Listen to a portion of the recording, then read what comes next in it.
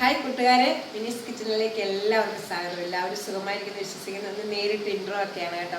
ഇന്ന് ചെറിയ സിമ്പിളായിട്ടുള്ള റെസിപ്പിയാണ് കേട്ടോ. മസാല ഓംപ്ലേറ്റ് ആണ്, മുട്ട കൊണ്ടൊരു ഓംപ്ലേറ്റ് ആണ്. നല്ല സൂപ്പർ ടേസ്റ്റ് ആയിട്ടുള്ളൊരു റെസിപ്പിയാണ്. നല്ല എരിവൊക്കെ ഇഷ്ടപ്പെടുന്നവർക്ക് നല്ല ഇതാണ് കേട്ടോ. ചൂട് ചോറിൻ്റെ കൂടെ വീഡിയോയിലേക്ക് പോകുന്നതിന് മുമ്പ് വീഡിയോ ഇഷ്ടപ്പെടുവാണെങ്കിൽ ലൈക്ക് ചെയ്ത് ഷെയർ ചെയ്ത് കമൻറ്റ് ചെയ്ത് സബ്സ്ക്രൈബ് ആക്കല്ലേ. വീഡിയോയിലേക്ക് പോകാം. നല്ലൊരു മസാല പൊതിഞ്ഞ ഒരു ഓംപ്ലേറ്റ് ഉണ്ടാക്കും കേട്ടോ. നല്ല മസാലയൊക്കെ ചേർത്ത് നല്ലൊരു ഓംപ്ലേറ്റാണ്. ഇപ്പോൾ ഓംപ്ലേറ്റിനിടെ ഞാൻ 2 മുട്ട ഇതിലേക്ക് പൊട്ടിച്ച് വെച്ചിട്ടുണ്ട്. ഇതിലേക്ക് ഒരു പച്ചമുളക് ആദ്യമേ ഇട്ടിട്ടുണ്ട്. പച്ചമുളക് ഇട്ടു. ഒരു ചെറിയ സബോള കൊത്തി എരിഞ്ഞ് ഇട്ടിട്ടുണ്ട് ചെറുതായിട്ട്. നല്ല മസാല പൊതിഞ്ഞ ഓംപ്ലേറ്റ് തിന്നാൻ ഇഷ്ടമുള്ളവരൊക്കെ ഇങ്ങനെ ഒന്ന് ഉണ്ടാക്കണം കേട്ടോ.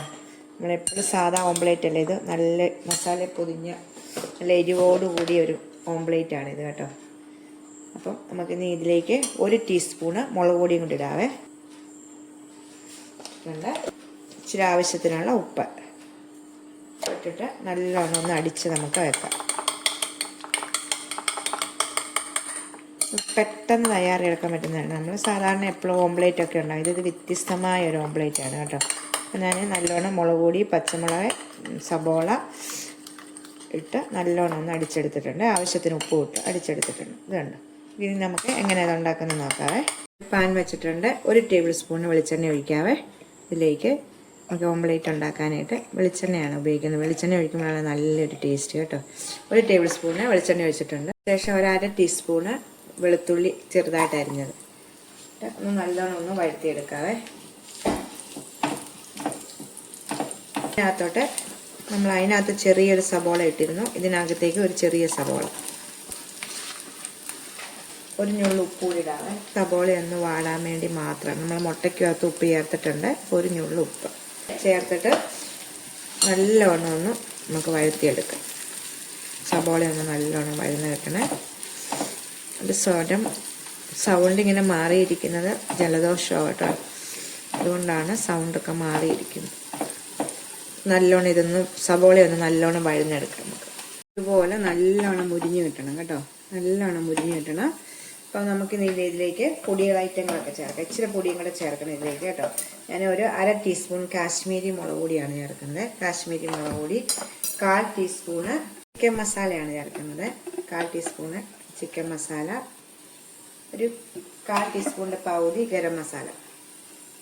ഇതിങ്ങനെ ചേർക്കുമ്പോഴാണ് നല്ല സ്പൈസി ആയിട്ടുള്ള ഒരു ഓംപ്ലേറ്റ് ആണ് കേട്ടോ. നമുക്ക് ഇത്രയൊന്ന് വഴന്ന് കഴിയുമ്പോൾ മസാലയുടെ പച്ചമണം മാറിക്കഴിയുമ്പോൾ മുട്ട ഇങ്ങോട്ട് ഒഴിക്കാം. തീ കുറച്ച് വെക്കുന്ന സമയമേ.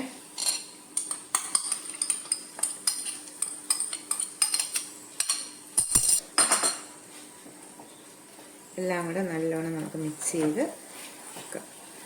ഉപ്പൊക്കെ നമ്മൾ ചേർക്കുമ്പോൾ കറക്റ്റാണെന്ന് നോക്കണം കേട്ടോ.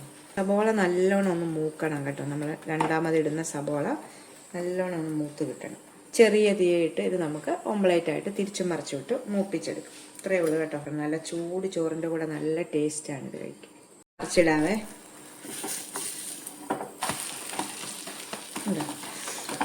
നമ്മൾ മുളക് പൊടിയൊക്കെ ചേർത്തേക്കുന്നതുകൊണ്ടാണ് ഇതിൻ്റെ പുറമൊക്കെ നല്ല ഇതായിട്ടിരിക്കുന്നത് കേട്ടോ. ചുമന്നൊന്നുമില്ല. തിരിച്ചും മറിച്ചും ഇട്ടു നല്ലോണം മൂപ്പിച്ചെടുത്തേച്ചാൽ മതി. ഒക്കെ റെഡി ആയിട്ടാണ്. നമുക്ക് ഇനി പ്ലേറ്റിലേക്ക് മാറ്റാം കേട്ടോ. 2 വശവും നല്ലോണം മുരിഞ്ഞിട്ടുണ്ട്. നമുക്ക് പ്ലേറ്റിലേക്ക് മാറ്റാം. ഇപ്പം കണ്ടോ, നല്ല സ്പൈസി ആയിട്ടുള്ള ഒരു മുട്ട ഓംപ്ലേറ്റിൻ്റെ റെസിപ്പിയാണ് കേട്ടോ. അത് ചൂട് ചോറിൻ്റെ കൂടെ നമുക്കിത് കഴിക്കാൻ നല്ല ടേസ്റ്റാണ്. ചുമ്മാ തിന്നാനും നല്ലതാണ് കേട്ടോ. ഈ എരിവൊക്കെ ഉള്ളതുകൊണ്ട് ഒത്തിരി എരിവൊന്നുമില്ല. നമ്മൾ കാശ്മീരി മുളക് പൊടിയും സാധാ മുളക് പൊടിയും ഒക്കെ ചേർത്തേക്കുന്നതുകൊണ്ട് എരിവൊന്നുമില്ല കേട്ടോ. നമ്മുടെ സബോളയൊക്കെ നല്ല മുരിഞ്ഞ് ഇതായിട്ടുണ്ട്. ഇതുപോലെ നല്ലോണം മുരിയണം കേട്ടോ. ഇതുണ്ടതേ ചൂട് ചോറാണിത് കേട്ടോ. അത് ഉണ്ടോ, ചൂട് ചോറും ചൂട് മുട്ട ഓംപ്ലേറ്റുമാണ് കേട്ടോ. നല്ല രുചിയാണ്. ഇതിൻ്റെ കൂടെ വെള്ളം ഇച്ചിരി തൈരൊക്കെ ഉണ്ടെങ്കിൽ മതി കേട്ടോ. ഇങ്ങനെ എടുത്തിട്ട് ചോറിൻ്റെ കൂടെ ഈ മുളകിൻ്റെ എരിവും എല്ലാം കൂടെ തിന്നാൻ നല്ല ടേസ്റ്റാണ് കേട്ടോ. വേറെ കറിയൊന്നും വേണ്ട. ഇച്ചിരി തൈരും ഇത് മാത്രം മതി നമുക്ക് ചോറുണ്ണാനായിട്ട് കേട്ടോ. അപ്പം എല്ലാവരും ഒന്ന് ട്രൈ ചെയ്ത് നോക്കണം കേട്ടോ. നല്ലൊരു റെസിപ്പിയാണ്. അപ്പം അടുത്തൊരു വീഡിയോ കാണാം. ടാറ്റാ.